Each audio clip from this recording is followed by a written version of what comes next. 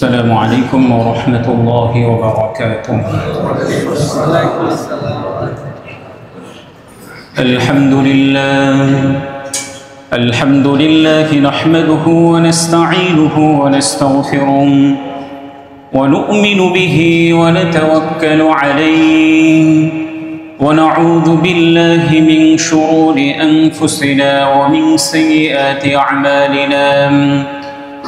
من يهده الله فلا مضل له ومن يضلله فلا هادي له، ونشهد أن لا إله إلا الله وحده لا شريك له، ونشهد أن سيدنا وسندنا ومولانا محمدا عبده ورسوله صلى الله تعالى عليه وعلى آله وأصحابه وبارك وسلم تسليما كثيرا.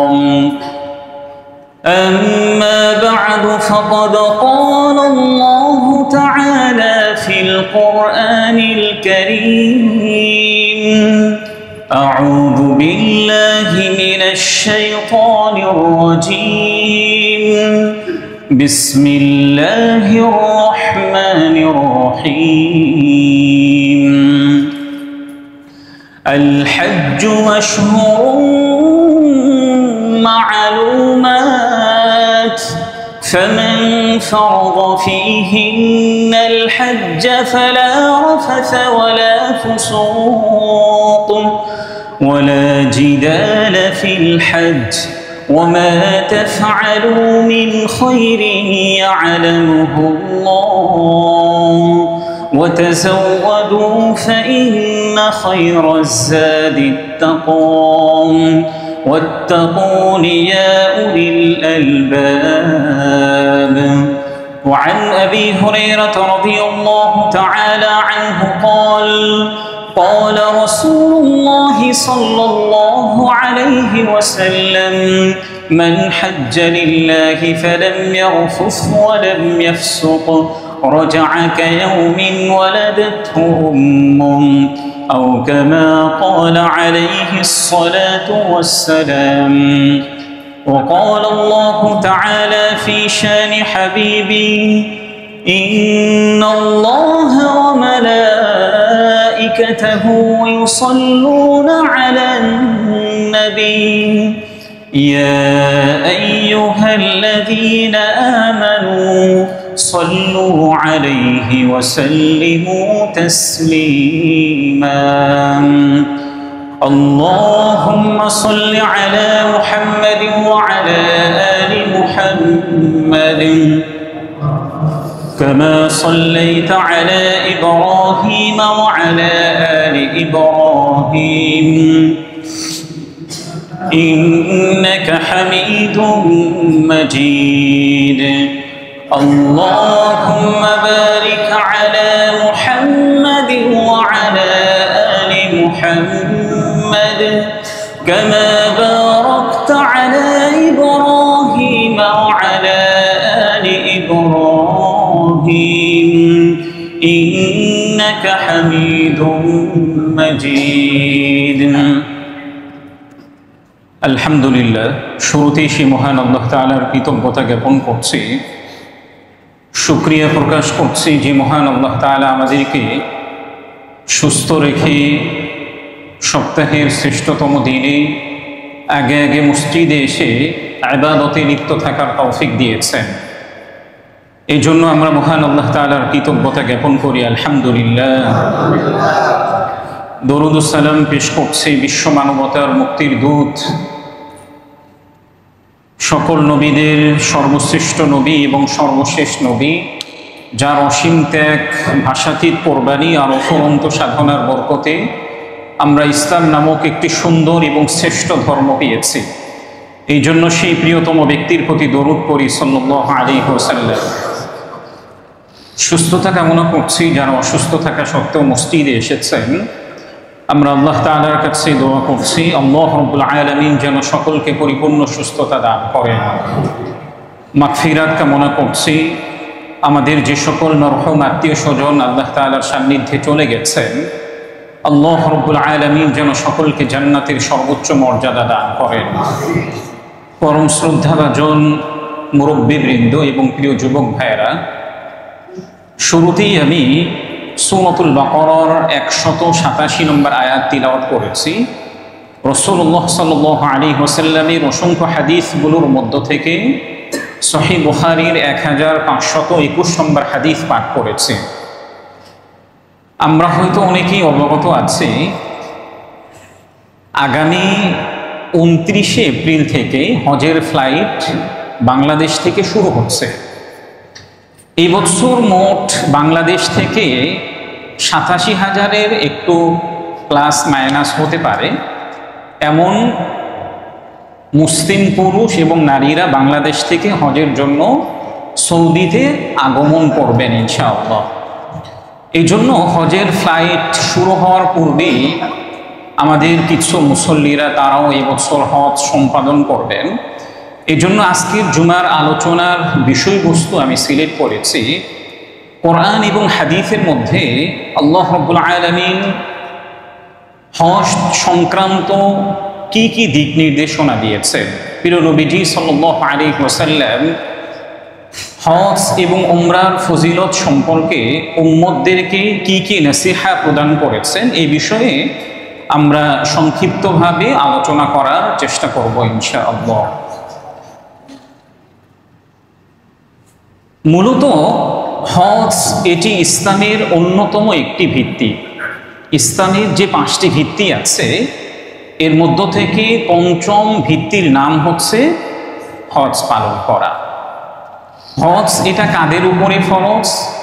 যারা মূলত সামর্থ্যবান, যাদের অ্যাবিলিটি আছে হজে যাওয়ার এবং সেখান থেকে ফিরে আসার, যাদের অ্যাবিলিটি আছে এবং কমার্শিয়াল লোন ছাড়া একেবারে প্রয়োজনীয় কোনো ঋণ যার নেই, এমন ব্যক্তির যদি সামর্থ্যবান হয়, হজে যাওয়ার সামর্থ্যবান হন, তাহলে এমন ব্যক্তির উপরে হজ ফরজ।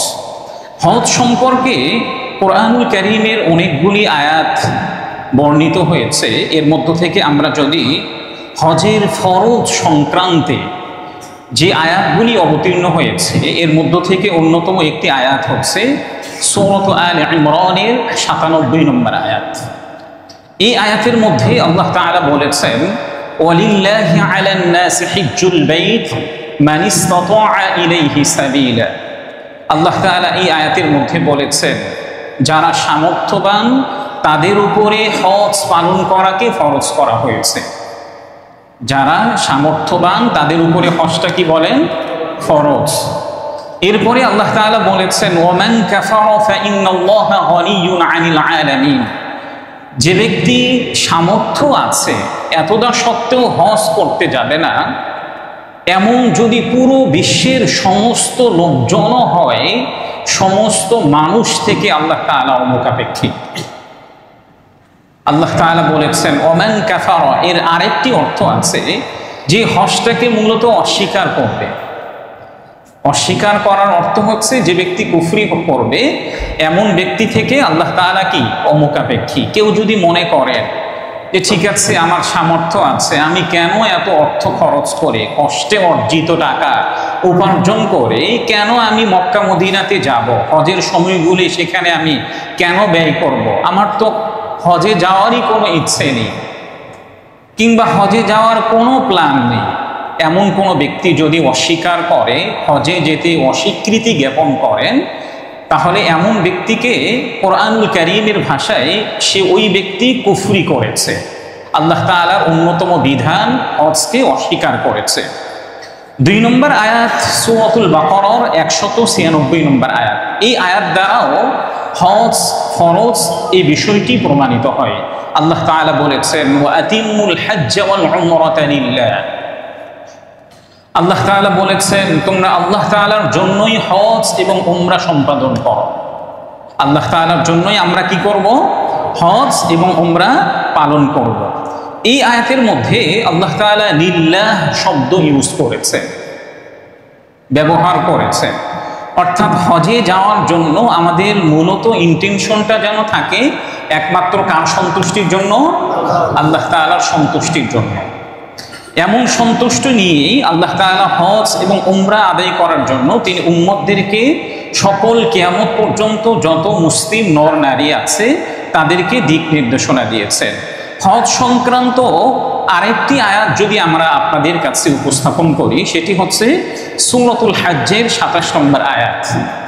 এই আয়াতের মধ্যে আল্লাহ তাআলা বলেছেন, যেটি আল্লাহ তাআলা হযরত ইব্রাহিম আলাইহিস সালাতু ওয়াস সালামকে কিয়ামত পর্যন্ত যত নর নারী পৃথিবীর মধ্যে আগমন করবেন তাদের কর্ণকুহরে এই আয়াতটাকে পৌঁছে দেওয়ার জন্য আল্লাহ তাআলা হযরত ইব্রাহিম আলাইহিস সালাতু ওয়াস সালামকে দিক নির্দেশনা দিয়েছেন। সেই আয়াতটি হচ্ছে وَأَذِّنْ فِي النَّاسِ بِالْحَجِّ يَأْتُوكَ رِجَالًا وَعَلَى كُلِّ ضَامِرٍ يَأْتِينَ مِنْ كُلِّ فَجٍّ عَمِيقٍ। আল্লাহ রাব্বুল আলামিন হযরত ইব্রাহিম আলাইহিস সালাতু ওয়াস সালামকে হজের প্রচারণা করার জন্য, হজের প্রসার করার জন্য তিনি তাকে নির্দেশনা দিয়েছেন। আল্লাহ রাব্বুল আলামিন হযরত ইব্রাহিমকে বলেছেন, হে ইব্রাহিম, তুমি মানুষদের কাছে হজের বিধানাবলীকে পৌঁছে দাও। এবং আল্লাহ রাব্বুল আলামিনের পক্ষ থেকে যারা সামর্থ্যবান তাদের উপরে যে হজ ফরজ, এই হজের ফরজ হওয়ার ঘোষণাটি তুমি দিয়ে দাও। এই ঘোষণাটি দেওয়ার পরে ইয়াতুকা রিজালান, তারা হজ পালন করার জন্য পায়ে হেঁটে আগমন করবেন। ওয়া আলা কুল্লি দামিরিন ইয়াতিনা, এবং তারা উঠের উপরে সওয়ার হয়ে হজ সম্পাদন করার জন্য এখানে আসবে। মিন কুল্লি ফাজ্জিন আমিক, তারা পৃথিবীর যে কোনো প্রান্তেই থাকুক না কেন, সে যদি আল্লাহ রাব্বুল আলামিনকে বিশ্বাস করে এবং প্রিয় নবীজি সাল্লাল্লাহু আলাইহি ওয়াসাল্লামকে আনুগত্য প্রদান করে, তার উপরে হজকে ফরজ করা হয়েছে। এই আয়াতের মধ্যে আল্লাহ রাব্বুল আলামিন কয়েকটি নির্দেশনা দিয়েছেন। হযরত ইব্রাহিমকে বলেছেন যে তুমি হজের ঘোষণা দাও। হযরত ইব্রাহিমকে এমন অবস্থায় আল্লাহ তাআলা হজের অ্যানাউন্সমেন্ট দেওয়ার জন্য নির্দেশনা দিয়েছিলেন যে সময়ের মধ্যে মক্কাতে কোনো ধরনের কোনো জনবসতি ছিল না, একেবারে গণনা করা যেত, হাতে গোনা মাত্র কয়েকজন ব্যক্তি ছিলেন। হযরত ইব্রাহিম এই নির্দেশনাটি শোনার পরে তিনি আল্লাহ তাআলার কাছে জিজ্ঞাসা করলেন, রব্বুল আলামিন, আমি কার কাছে এই নির্দেশনাটি পৌঁছে দিব, কার কর্ণকুহরে আমার কথাকে পৌঁছে দিব? এখানে তো কোনো জনমানব নেই। আল্লাহ রাব্বুল আলামিন তাফসীরে কুরতুবীর মধ্যে উল্লেখ করা হয়েছে, তাফসীরে ইবনে কাসির সহ আরো অন্যান্য তাফসীরের মধ্যে উল্লেখ করা হয়েছে, আল্লাহ তাআলা ওই সময় হযরত ইব্রাহিমকে বলেছিলেন, ঘোষণা দেওয়ার দায়িত্ব আমি তোমাকে দিয়েছি, আর মানুষের কর্ণকুহরে পৌঁছানোর দায়িত্ব আমি নিজে নিয়েছি। এই জন্য তাফসীর ইবনে কাসিরের মধ্যে উল্লেখ করা হয়েছে হযরত ইব্রাহিম আলাইহিস সালাতু ওয়াস সালাম কোন স্থানে এই ঘোষণাটি দিয়েছেন। একটা বর্ণনায় এসেছে তিনি মাকামে ইব্রাহিমে এই ঘোষণাটি দিয়েছেন। দ্বিতীয় বর্ণনায় এসেছে আমরা মক্কাতে যাওয়ার পরে সকলেই দেখেছি নবীজি সাল্লাল্লাহু আলাইহি ওয়াসাল্লামের একটা জন্মস্থান আছে। এটা আসল জন্মস্থান কিনা এটা একমাত্র আল্লাহ তাআলাই ভালো জানেন, তবে জনসমাজের মধ্যে একটা শ্রুতি আছে যে নবীজি সাল্লাল্লাহু আলাইহি ওয়াসাল্লাম এই ঘরেই তিনি জন্মগ্রহণ করেছিলেন। এই ঘরের একেবারে আপনি যদি ঘর থেকে মক্কার দিকে তাকান, একেবারে বাম পার্শ্বে যে পাহাড়টা আছে, একেবারে বাম পার্শ্বে যে পাহাড়টা আছে, এই পাহাড়ের নাম হচ্ছে জাবালে আবি কুবাইস। কি নাম বলেন? জাবালে আবি কুবাইস। হযরত ইব্রাহিম আলাইহিস সালাতু ওয়াস সালাম এই পাহাড়ের উপরে উঠে মূলত তিনি হজের ঘোষণা দিয়েছিলেন। এরপরে আল্লাহ রাব্বুল আলামিন যাদেরকে তিনি হজের জন্য মনোনীত করেছেন এবং কিয়ামত পর্যন্ত যারা হজ সম্পাদন করার জন্য যাবেন, তাফসীরের মধ্যে উল্লেখ করা হয়েছে হযরত ইব্রাহিম আলাইহিস সালাতু ওয়াস সালামের এই আওয়াজটি শোনার সঙ্গে সঙ্গে যারা যে অবস্থায় ছিল, এখনো জন্মগ্রহণ করেছেন কিংবা করেন নাই, তারাও লাব্বাইক আল্লাহুম্মা লাব্বাইক বলে তারা জবাব দিয়েছে। তো আমরা যারা হজে গিয়েছি কিংবা আগামীতে যাব, ফিউচারে যাব, তারা অবশ্যই ওই সময়ের মধ্যে কি হযরত ইব্রাহিম আলাইহিস সালাতু ওয়াস সালামের কথার প্রতি উত্তর আমরা ওই সময় দিয়েছিলাম। এই আয়াতের মধ্যে আরেকটি বিষয় এসেছে যে হজের জন্য মানুষ যাবে রিজালান, পায়ে হেঁটে। এই সময়ের মধ্যে এসে এটা সম্ভব? এখনো কিন্তু সম্ভব। আমরা দেখেছি গত বছর আলিফ মাহমুদ নামে একটা ছেলে বাংলাদেশ থেকে হাজার হাজার কিলোমিটার দূরত্বে সে পায়ে হেঁটে হজের সফরে গিয়েছে। আমরা তার ইন্টেনশন, তার ইচ্ছা কি ছিল, আমরা আল্লাহ তাআলার জন্যই মনে করি। কারণ একজন ব্যক্তির আভ্যন্তরীণ সে কি উদ্দেশ্যে নিয়ে গিয়েছে এটা একমাত্র জানেন কে? আল্লাহ তাআলা। এই জন্য সে কোন উদ্দেশ্যে গিয়েছে, ভালো নাকি খারাপ, এটার আমরা বিবেচনা করতে যাব না। এটার আমরা কি করতে যাব না? বিবেচনা করতে যাব না। একজন ব্যক্তি হজ সম্পাদন করছেন, রোজা রাখছেন, যাকাত দিচ্ছেন, বাহ্যিকভাবে যদি সবকিছু ভালো মনে হয় আমরা মনে করব যে মাশাআল্লাহ সে আল্লাহ তাআলার জন্যই করছে। কারণ কারো নিয়তের ব্যাপারে আমাদের কোনো টেনশনের কি নেই, কোনো কারণ নেই। সে যে উদ্দেশ্যে হজ সম্পাদন করেছে অবশ্যই সে উদ্দেশ্য অনুযায়ী অবশ্যই আল্লাহ তাআলার পক্ষ থেকে সওয়াব প্রাপ্ত হবে। তো এখনো কিছু মানুষ পায়ে হেঁটে হজ সম্পাদন করছে। এর আগের বছর আমরা দেখেছি ভারতের কেরালা থেকে গিয়েছে, গত বছর আমাদের বাংলাদেশ থেকেও গিয়েছে। এই বছর কেউ যাচ্ছে কিনা আমার জানা এই পর্যন্ত জানা নেই। হজ সম্পর্কে সূরাতুল বাকারার 187 নম্বর আয়াতের মধ্যে আল্লাহ তাআলা বলেছেন আল হাজ্জু আশহুরুম মা'লুমাত। হজ মূলত নির্দিষ্ট কয়েকটি মাস। হজের জন্য মূলত নির্দিষ্ট কয়টি মাস? এ ব্যাপারে হাদিসের মধ্যে উল্লেখ করা হয়েছে হজের নির্দিষ্ট মূলত 3টি মাস, শাওয়াল, যিলকাদা, যিলহজ। আল্লাহ তাআলা বলেছেন আল হাজ্জু আশহুরুম মা'লুমাত ফামান ফারাদা ফীহিন্নাল হাজ্জ ফালা রাফাসা ওয়ালা ফুসুক। যে এই মাসগুলিতে হজ সম্পাদন করার ইচ্ছে করবে তার জন্য আবশ্যকীয় করণীয় হচ্ছে ফালা রাফাসা। সে হজের নিয়ত করার পর থেকে, ইহরামের কাপড় পরার পর থেকে সে যেন কোনো ধরনের অশ্লীল কোনো কাজ না করে, কোনো ধরনের অশ্লীল কোনো কাজ না করে। দ্বিতীয় নম্বর করণীয় হচ্ছে ওয়ালা ফুসুক, পাপ কাজও যেন না করে, অশ্লীল কাজ তো করবেও না, পাপ কাজ যেন না করে। 3 নম্বর করণীয় হচ্ছে ওয়ালা জিদালা ফিল হাজ্জি, মানুষদের সাথে তর্কেও যেন না জড়ায়, মানুষদের সাথে তর্কেও যেন কি না জড়ায়। আমরা এই বিষয়গুলোর ক্ষেত্রে সবচেয়ে বেশি মুখোমুখির সম্মুখীন হই। বিশেষ করে কোনো ভাই যদি অশ্লীল কাজ নাও করেন, পাপ কাজ নাও করেন, কিন্তু এমন খুব কম হাজি পাবেন যে হজ থেকে ফিরে এসেছে সে আরেকজন ভাইয়ের সাথে তর্কে জড়ায়নি, এমন হাজি খুব কম পাবেন। আপনি যারা হজ থেকে এসেছে তাদেরকে জিজ্ঞাসা করে দেখেন, এমন হাজির সংখ্যা আপনি খুব কম পাবেন। যে কোনো কারণে ওখানে গেলে আমাদের মেজাজটা যেন কেমন যেন খিটখিটে হয়ে যায়। আমরা 5 লাখ টাকা দিয়েছি, 10 লাখ টাকা দিয়েছি, আরে এত এত কিছু দেওয়ার কথা ছিল, আমাদেরকে কেন দেয়নি? তো মুআল্লিমদেরকে তো আমরা অনেক হাজিরা আছি, সেই জায়গায় মুআল্লিমদেরকে মারপিট শুরু করে দিতে থাকি। অথচ একজন মুআল্লিম সিলেক্ট করার পূর্বে কিংবা কোনো হজ কাফেলা সিলেক্ট করার পূর্বে আমাদের জানা দরকার ছিল যে আমাকে কোথায় রাখবে, আমাকে কেমন খাবার দিবে। এখন দেখবেন অনেক ভুয়া মুআল্লিম বের হয়েছে, হয়তো সে মাথায় টুপি দেওয়া আছে, অনেক বড় বড় জুব্বা পরিধান করে, অনেক সুন্দর সুন্দর কথা বলে ভুলিয়ে ভালিয়ে আপনার থেকে টাকা নিয়ে আপনাকে এমন একটা জায়গায় রেখেছে যে এখান থেকে মসজিদুল হারামে কিংবা মসজিদে নববীতে এসে 5 ওয়াক্ত নামাজ পড়াটা আপনার জন্য সম্ভব নয়। আপনি এত লক্ষ টাকা খরচ করে এত কষ্ট করে সেখানে গেছেন, আপনার 5 ওয়াক্ত নামাজ পড়াটাই যদি মসজিদে হারামে সম্ভব না হয়, তাহলে আমি মনে করি হজে যাওয়াটা পরিপূর্ণ সফল আপনি হননি।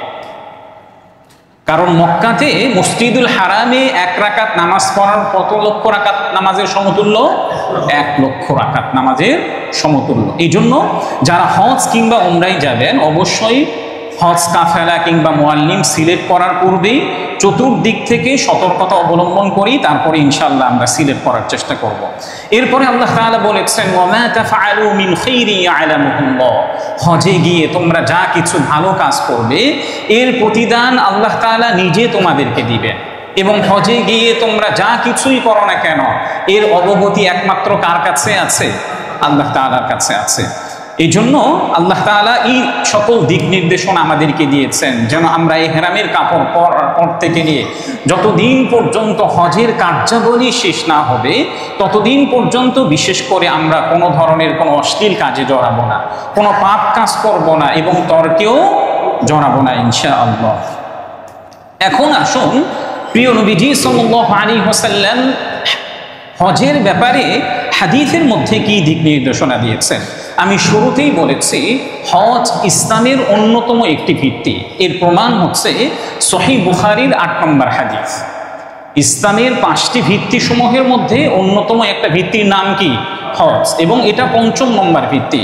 প্রিয় নবীজি সাল্লাল্লাহু আলাইহি ওয়াসাল্লাম বলেছেন عن ابن عمر رضي الله تعالى عنهما قال رسول الله صلى الله عليه وسلم بني الإسلام على 5 شهادة أن لا إله إلا الله وأن محمد رسول الله وإقام الصلاة وإيتاء الزكاة وصوم رمضان والحج।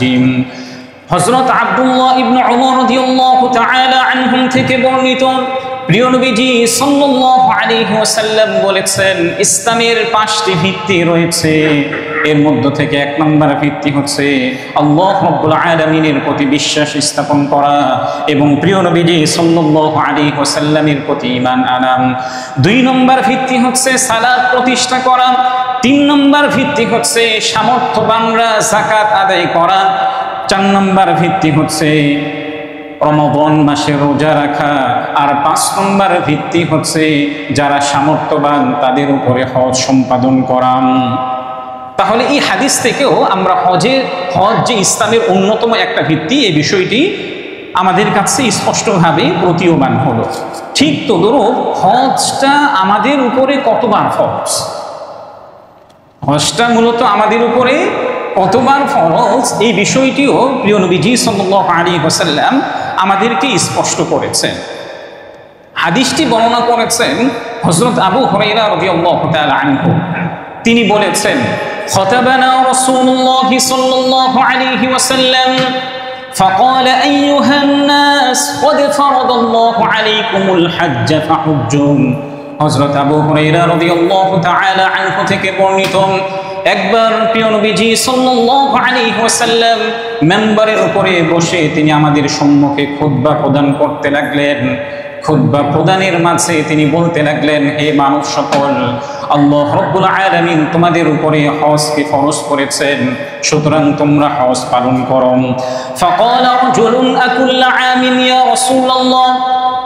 উপস্থিত সাহাবীদের মধ্য থেকে একজন সাহাবী প্রিয় নবীজিকে জিজ্ঞাসা করলেন ইয়া রাসূলুল্লাহ, আমাদের উপরে কি প্রত্যেক বছর হজ ফরজ? নবী করিম সাল্লাল্লাহু আলাইহি ওয়াসাল্লাম ওই সাহাবীর প্রশ্নের উত্তর তিনি না দিয়ে তিনি চুপ থাকলেন। ওই সাহাবী বারবার 3 বার প্রিয় নবীজিকে জিজ্ঞাসা করলেন ইয়া রাসূলুল্লাহ, আমাদের উপরে কি প্রতি বছর হজ ফরজ? তখন নবী করিম সাল্লাল্লাহু আলাইহি ওয়াসাল্লাম বললেন লাউ কুনতু না'আম লাওয়াজাবা। আরে হে আমার সাহাবীরা, আমি যদি তোমাদের কাছে হ্যাঁ বলি তাহলে তোমাদের সকলের উপরে প্রতি বছর হজ পালন করাটা ফরজ হয়ে যাবে।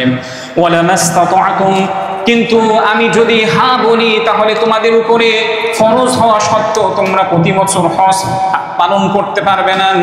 এরপর প্রিয় নবীজি সাল্লাল্লাহু আলাইহি ওয়াসাল্লাম বলেছেন দাউনি মা তারাকতুকুম ফাইন্নামা হালাকা মান কানা ক্বাবলাকুম বিকাসরাতি সুয়ালিহিম ওয়া ইখতিলাফিহিম আলা আনবিয়াইহিম।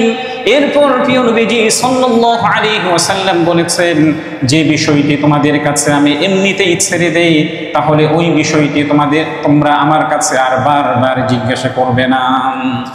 নবীজি বলেছেন দেখো, আমি যে বিষয়টি এমনিতেই তোমাদের কাছে ছেড়ে দিয়ে রাখি এই বিষয়টি তোমাদের উপরে আরো অতিরিক্ত চাপিয়ে নেওয়ার জন্য আমার কাছে বারবার জিজ্ঞাসা করবে না। এরপর প্রিয় নবীজি সাল্লাল্লাহু আলাইহি ওয়াসাল্লাম বলেছেন, দেখো ইতিপূর্বের অনেক সম্প্রদায়ের লোকেরা আল্লাহ তাআলা তাদেরকে ধ্বংস করেছেন মূলত দুটি কারণে। এক নম্বর রিজন হচ্ছে বিকাসরাতি সুআলিহিম, তারা তাদের নবীদেরকে সেই সময়ের মধ্যে যারা জ্ঞানী ব্যক্তি ছিলেন, আলেম ছিলেন, তাদেরকে অত্যাধিক প্রশ্ন করতেন, প্রশ্ন করে করে তাদেরকে একেবারে শেষ করে ফেলে দেওয়ার চেষ্টা করতেন। দুই নম্বর রিজন হচ্ছে তারা তাদের নবীদের ব্যাপারে পরস্পরে মতানৈক্য করতেন। যদিও এই সময়ে এসে নবীরা নেয়, কিন্তু আমাদের মধ্যে এই অভ্যাসটা আছে যে একটা প্রশ্নের উত্তর আমার জানা আছে, একটা প্রশ্নের উত্তর কি আমার জানা আছে, কিংবা একজন আলেম একটা প্রশ্নের উত্তর তিনি দিয়েছেন, আমাদের মুসল্লিরা আমাদেরকে টেস্ট করেন, দেখি তো খতিব সাহেবকে, ইমাম সাহেবকে এই প্রশ্নটা করে দেখি তো ইমাম সাহেব পারে কিনা। আমাদের মুসল্লিদের মধ্যে কি আমরা এটা বুঝতে পারি যে আমাদেরকে তারা আটকে রাখার জন্য তারা বিভিন্ন ধরনের প্রশ্ন করে। তো অনেক সময় আমার মুসল্লিরা আমাকে মেসেজ করেন, হোয়াটসঅ্যাপে নক দেন, আমি অনেক সময় তাদেরকে বলি, ভাই এই প্রশ্নের উত্তরটা আমার জানা নেই। অনেকেই মনে করেন হয়তো তাদেরকে আমি ইগনোর করছি, বিষয়টা এমন নয়, কারণ হয়তো বা আমার কাছে ওই প্রশ্নের উত্তরটি জানা নাই। আর এক্ষেত্রে আমি কোনো ধরনের কোনো লজ্জিত বোধ করি না। একটা প্রশ্নের উত্তর যদি কেউ আমার কাছে জানতে চায় আর এটা যদি আমার জানা না থাকে, তাহলে গোজা মিল দিয়ে তাকে আমি উত্তর দেওয়ার চেষ্টা করি না। হয়তোবা বলি যে আমার দুঃখিত, আমার এই উত্তরটি জানা নেই, অথবা আমাদের ইফতা বিভাগ আছে, আমি ইফতা বিভাগে কাজ করি, আমাদেরকে কিছু সময় দেন, আপনি প্রশ্ন আমাদের কাছে করেন, এরপরে আমরা আপনাকে উত্তর দেওয়ার চেষ্টা করব। কারণ এক্ষেত্রে লজ্জিত না হওয়ার কারণ হচ্ছে আমাদের ইমাম যারা ছিলেন তাদের ইতিহাস যদি আপনি অধ্যয়ন করেন, আমাদের ইমাম আবু হানিফা রহিমাহুল্লাহ, আমাদের আরেকজন ইমাম আশ-শাফিঈ রহিমাহুল্লাহ, আরেকজন ইমাম মালিক রহিমাহুল্লাহ, তাদের জীবনী গ্রন্থ যদি আপনি অধ্যয়ন করেন, তারা এত বড় ইমাম হয়েছেন, দিনের পর দিন, রাতের পর রাত তারা কোরআন এবং হাদিস অ্যানালাইসিস করেছেন। তারপরও তাদেরকে যখন প্রশ্ন কোনো কিছু জিজ্ঞাসা করা হয়ে থাকে, তাদের প্রত্যেক ইমামের ব্যাপারে বর্ণিত হয়েছে তাদেরকে 100টি প্রশ্ন করা হয়েছে, তারা মাত্র জবাব দিয়েছেন মাত্র 20 কিংবা 30টি। বাকি 60-70টা প্রশ্নের উত্তরের ক্ষেত্রে তারা বলতেন লা আদরি, আমি জানি না। এরপরও কি তারা আমাদের ইমাম। এই জন্য আপনি দেখবেন যে আলেম কিংবা যে স্কলার প্রত্যেকটা প্রশ্নের উত্তর দেওয়ার চেষ্টা করেন, তার ব্যাপারে দেখবেন তার অধিকাংশ ম্যাক্সিমাম উত্তরগুলি কি হয়ে থাকে, ভুল হয়ে থাকে। আল্লাহ তাআলা আমাদের এই সকল বিষয় থেকে বেঁচে থাকার তৌফিক দান করেন। এই জন্য বেশি প্রশ্ন করতে যাবেন। আপনার একটা বিষয় জানা আছে, এই অনুযায়ী আপনি আমল করতে থাকেন। একজন আলেমকে আটকে রাখার জন্য ইমামকে একটু প্রশ্ন করে আটকে দেওয়া যায় কিনা, এটার চেষ্টা কখনো ইনশাআল্লাহ করবেন না। হজ পালন করা সর্বশ্রেষ্ঠ ইবাদত, হজ পালন করা সর্বশ্রেষ্ঠ ইবাদত। এই ব্যাপারে সহিহ বুখারীর 26 এবং সহিহ মুসলিমের 83 নম্বর হাদিসের মধ্যে উল্লেখ করা হয়েছে, সুইলা রাসূলুল্লাহ সাল্লাল্লাহু আলাইহি ওয়াসাল্লাম আইয়ুল আ'মালি আফদাল ক্বালা ঈমানুন বিল্লাহ قال ثم ماذا قال الجهاد في سبيل الله قال ثم ماذا قال حج مبرور। হযরত আবু হুরায়রা রাদিয়াল্লাহু তাআলা আনহু থেকে বর্ণিত, নবীজি সাল্লাল্লাহু আলাইহি ওয়াসাল্লামকে জিজ্ঞাসা করা হয়েছিল, ইয়া রাসূলুল্লাহ, ইয়া হাবিবাল্লাহ, কোন আমলটি সর্বোত্তম? নবীজি সাল্লাল্লাহু আলাইহি ওয়াসাল্লাম বলেছেন, আল্লাহ রাব্বুল আলামিনের প্রতি বিশ্বাস স্থাপন করা, প্রিয় নবীজির প্রতি ঈমান আনাটা হচ্ছে সর্বোত্তম ইবাদত। এরপর আবারও নবীজিকে জিজ্ঞাসা করা হলো, ইয়া রাসূলুল্লাহ, এরপরে কোন আমলটি সর্বোত্তম? তখন নবীজি সাল্লাল্লাহু আলাইহি ওয়াসাল্লাম বলেছেন, আল জিহাদু ফি সাবিলিল্লাহ, আল্লাহ তাআলার রাস্তায় জিহাদ করাটা হচ্ছে সর্বোত্তম ইবাদত। তৃতীয়বার প্রিয় নবীজিকে জিজ্ঞাসা করা হলো, এরপর কোন আমলটি সর্বোত্তম? তখন নবীজি সাল্লাল্লাহু আলাইহি ওয়াসাল্লাম বলেছেন, যে হজটি আল্লাহ তাআলার কাছে কবুল করা হয়, সেই হজটি আল্লাহ তাআলার কাছে সর্বোত্তম ইবাদত। তাহলে এই হাদিসের মধ্যে তৃতীয় নম্বরের ক্ষেত্রে অন্যান্য সকল ইবাদতের চেয়ে 3 নম্বরে আল্লাহ নবীজি সাল্লাল্লাহু আলাইহি ওয়াসাল্লাম বলেছেন, যে হজটি আল্লাহ তাআলার কাছে কবুল করা হয়, সে হজটি কি সর্বোত্তম ইবাদত। কোনো ব্যক্তি যদি হজে গিয়ে কোনো ধরনের কোনো অশ্লীল কাজ না করে, পাপ কাজ না করে, কোনো তর্কে না জড়ায়, হাদিসের মধ্যে উল্লেখ করা হয়েছে ওই ব্যক্তি সে হজ থেকে এমনভাবে ফিরে কেমন যেন তার মা সদ্য তাকে পৃথিবীতে প্রসব করেছে। সহিহ বুখারীর 1521 নম্বর এবং সহিহ মুসলিমের 1350 নম্বর হাদিসের মধ্যে উল্লেখ করা হয়েছে, ক্বালা রাসূলুল্লাহ সাল্লাল্লাহু আলাইহি ওয়াসাল্লাম মান হাজ্জা লিল্লাহি ফালাম ইয়ারফুস ওয়া লাম ইয়াফসুক রাজআ কায়াউমিন ওয়ালাদাতহু উম্মু। যে ব্যক্তি একমাত্র আল্লাহ তাআলার সন্তুষ্টির জন্য হজ করতে যাবে এবং এই হজের মধ্যে কোনো ধরনের কোনো অশ্লীল এবং পাপ কাজ করবে না, সে হজ থেকে এমনভাবে ফিরবে কেমন যেন তার মা তাকে সদ্য প্রসব করেছে। এই আয়াতের মধ্যে একটা ফার্স্ট কথা এসেছে, সেটি হচ্ছে মান হাজ্জা লিল্লাহ, যে ব্যক্তি আল্লাহ তাআলার সন্তুষ্টির জন্যই হজ সম্পাদন করবে, আল্লাহ তাআলার সন্তুষ্টির জন্যই হজের সফরে গিয়েছে। আমাদের সমাজের মধ্যে এই বিষয়টি আমরা যদি একটু ব্যাখ্যা করতে যাই, আমরা হজে অনেকেই কেন যাই? সামনে আমাকে নির্বাচনে দাঁড়াতে হবে, এলাকায় আমি যদি হজ থেকে ফিরে আসি তাহলে জনগণ আমাকে সহজেই ভোট দিবে। এলাকায় আপনি মেম্বার দাঁড়াবেন, একটু হজ করে আসলে একটু ভোট বেশি পাবো। চেয়ারম্যান দাঁড়াবেন, হজ করে আসলে একটু ভোট বেশি পাবো। কিংবা সমাজের মধ্যে আমি একজন হাজি বলে পরিচিত হব। এই ইন্টেনশন কিংবা এই শো অফ মেন্টালিটি নিয়ে যদি আপনি হজের সফরে যান, এটা কি আল্লাহ তাআলার সন্তুষ্টির জন্য হচ্ছে? এটা আল্লাহ তাআলার সন্তুষ্টির জন্য হচ্ছে না। তাহলে কিন্তু আপনি একেবারে নিষ্পাপ হয়ে ফিরে আসতে পারবেন না। এই জন্য হজে যাওয়ার আগে আমি কোন ইন্টেনশনে, কোন নিয়তে হজে যাচ্ছি, এই বিষয়টি আমাদের যাচাই করা দরকার। কবুল হজের বিনিময়ে জান্নাত, এই বিষয়টি সহিহ বুখারীর 1773 নম্বর এবং সহিহ মুসলিমের 1349 নম্বর হাদিসের মধ্যে উল্লেখ করা হয়েছে। নবীজি সাল্লাল্লাহু আলাইহি ওয়াসাল্লাম বলেছেন, আল উমরাতু ইলাল উমরাতি কাফারাতুন লিমা বাইনাহুমা ওয়াল হজ্জুল মাবরুরু লাইসা লাহু জাযাউন ইল্লাল জান্নাহ।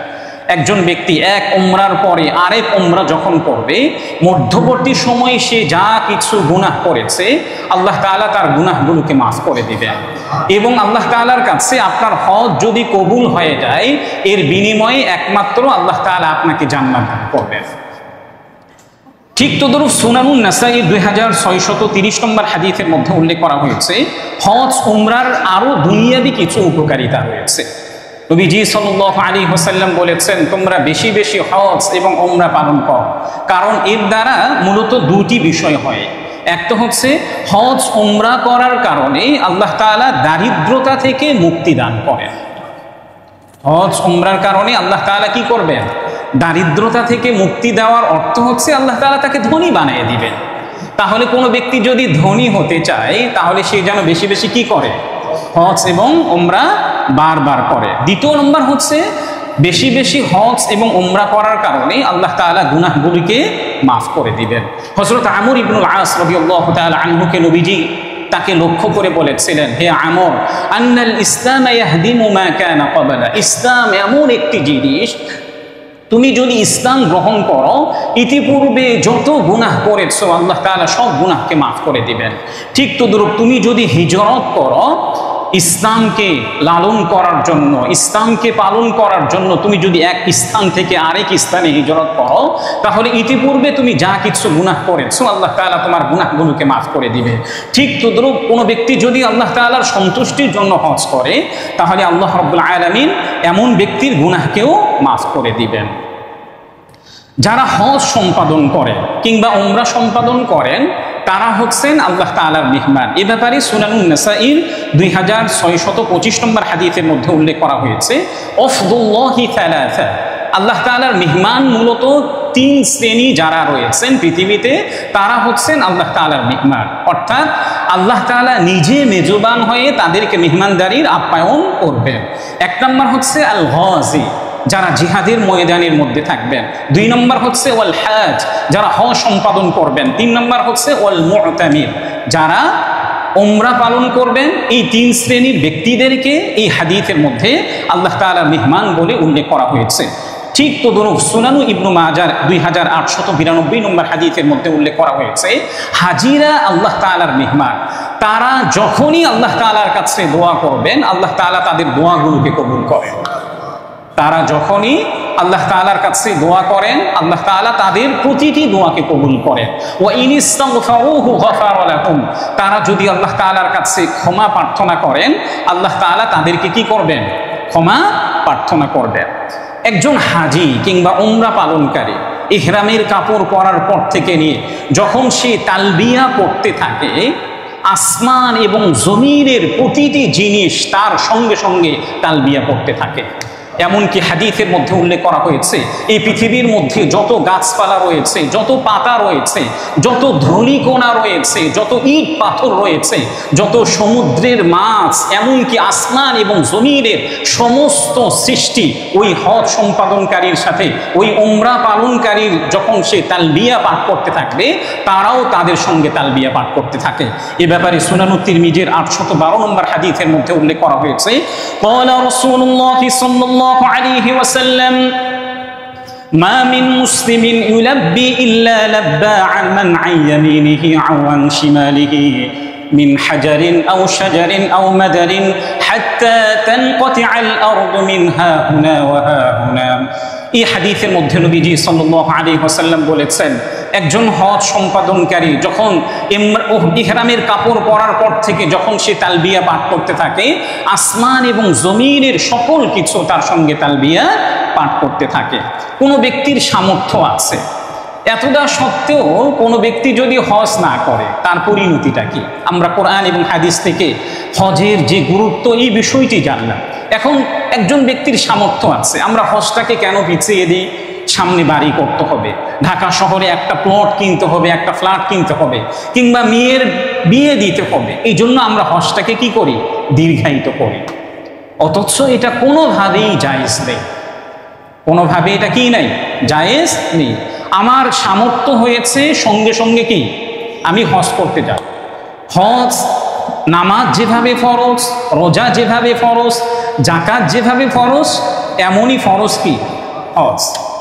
মেয়ে বিয়ে দেন নাই, 5 ওয়াক্ত নামাজ পড়া ছেড়ে দেয়, রোজা রাখা কি ছেড়ে দেওয়া হয়? তাহলে হজটাকে আমরা কেন ছেড়ে দিই? এই জন্য অন্যান্য ফরজগুলির মতোই হজ অন্যতম একটা ফরজ। সুনানুত তিরমিজির 812 নম্বর হাদিসের মধ্যে উল্লেখ করা হয়েছে, কোনো ব্যক্তির সামর্থ্য আছে, এতটা সত্ত্বেও সে হজ করতে যায়নি। নবীজি সাল্লাল্লাহু আলাইহি ওয়াসাল্লাম বলেছেন, সে ইহুদি হয়ে মারা যাক কিংবা খ্রিস্টান হয়ে মারা যাক, এ ব্যাপারে আমার কোনো পরোয়া নেই। সে ইহুদি হয়ে মারা যাক কিংবা খ্রিস্টান হয়ে মারা যাক, আমার কি নেই? কোনো পরোয়া নেই। এই জন্য প্রিয় ভাইয়েরা, যাদের উপরে হজ ফরজ হয়েছে, আমরা আগামীতেও হজের আলোচনা ইনশাআল্লাহ করব, তাদের অবশ্যই ইনশাআল্লাহ দ্রুত হজে যাওয়ার জন্য চেষ্টা করতে হবে। দেখেন, ইসলামের অনেকগুলি বিধিবিধান কিন্তু অর্থের সাথে সম্পৃক্ত। ইসলামের অনেকগুলি বিধিবিধান কি অর্থের সাথে সম্পৃক্ত। এর মধ্য থেকে যদি আমরা ধরি যাকাত, এটা অন্যতম ফরজ। আপনি যদি ধনী না হন যাকাত দিতে পারবেন? দিতে পারবেন। হজ, আপনার যদি সম্পদ না থাকে আপনি দিতে পারবেন? কুরবানি ওয়াজিব, আপনার যদি সম্পদ না থাকে আপনি দিতে পারবেন। ইসলামের অনেকগুলি বিধিবিধান অর্থের সাথে সম্পৃক্ত। এই জন্য ঢালাওভাবে টাকা পয়সা খারাপ এটা বলা যাবে না। ঢালাওভাবে টাকা পয়সা খারাপ এটা কি বলা যাবে না। এই জন্য প্রতিনিয়ত হালাল ইনকাম করার জন্য, হালাল সোর্স আরো বৃদ্ধি করার জন্য আমাদেরকে প্রতিনিয়ত চেষ্টা করতে হবে। হযরত ওমর ইবনুল খাত্তাব রাদিয়াল্লাহু তাআলা আনহু, তিনি নামাজ শেষে মসজিদে নববীতে দেখতেন, যদি কোনো যুবক নামাজ শেষে মসজিদে নববীতে জিকির করছেন কিংবা অন্যান্য ইবাদত করছেন, ওমর রাদিয়াল্লাহু তাআলা আনহু তাকে লাঠি পেটা করতেন। কেন করতেন? যে আল্লাহ তাআলা কোরআনের মধ্যে বলেছেন, নামাজ শেষ হওয়ার পরে তুমি হালাল রিজিক অন্বেষণের জন্য বেরিয়ে পড়ো। আমরা যুবকরা আছি, যারা আছে হালাল ইনকামের সোর্স নেই, আমরা মনে করি আল্লাহ তাআলার জিকির করলেই মনে আল্লাহ তাআলা রিজিক দিবেন। আমরা অনেকেই এই বিষয়টা মনে করি, অথচ আল্লাহ তাআলাই আমাদেরকে নির্দেশনা দিচ্ছেন কি, নামাজ শেষ হওয়ার সঙ্গে সঙ্গে তোমরা হালাল রিজিক অন্বেষণের জন্য বেরিয়ে পড়ো। আল্লাহ তাআলা আমাদের সবাইকে হজের মতো একটা গুরুত্বপূর্ণ ফরজ আদায় করার তৌফিক